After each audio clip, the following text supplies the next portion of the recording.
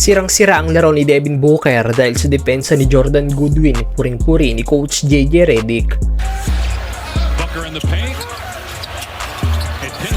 Jordan Goodwin was incredible tonight.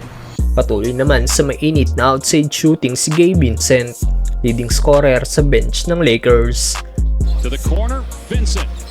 And Vincent's three. Give it up, swing it, Finney-Smith. Now in the corner, Vincent. The Lakers need it, and they get it. Well, isa sa rason kaya nanalo ang Lakers kanina ay dahil na-shutdown nila ang victory ng Phoenix Suns na sina Devin Booker, Bradley Beal at Kevin Durant. Nagtapos lang na may 4 points si Beal na 2 of 6 from the field, samantalang pareha 6 of 17 sa field sina KD at D-Book. Bukod sa nagbalik na si Jackson Hayes sa team, ibang lineup nga pong ginamit ni Coach JJ Redick kanina dahil for the first time isinama nito si Jordan Goodwin sa starting lineup. Hindi naman nagkamali ang Lakers coach sa kanya naging desisyon dahil kahit nagtapos lang ang Lakers guard na may 2 points, 3 rebounds, 1 assist at 2 block shots, grabe naman ang impact nito sa defensive end ng Lakers.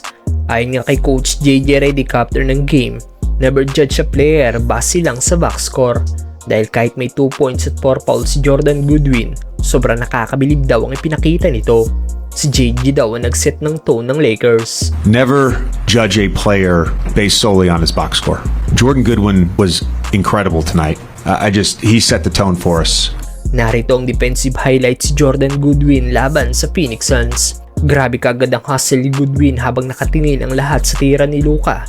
Bilis tumakbo sa ilalim ng Lakers guard para makuha ang bola kung sumablay si Luka Doncic. Hindi nga nagkamali si Goodwin basket para sa Lakers guard. The Suns benches an air ball. Goodwin. Good hustle there to clean it up. Sa play namang ito, hindi maipagpag ni Booker ang depensa sa kanya ni Jordan Goodwin. 5 threes. You're shooting 50% there, Dave. Booker in the paint. Kuha pa rin ni Booker ang bola pero wala na siyang naging tira dahil sa depensa ni JG. It pinballs back to him. He kicks it out. Jones will rise. Hindi talaga tinatantanan ni Goodwin si Booker kaya hirap na hirap ang star player ng Phoenix Suns na makagawa ng puntos.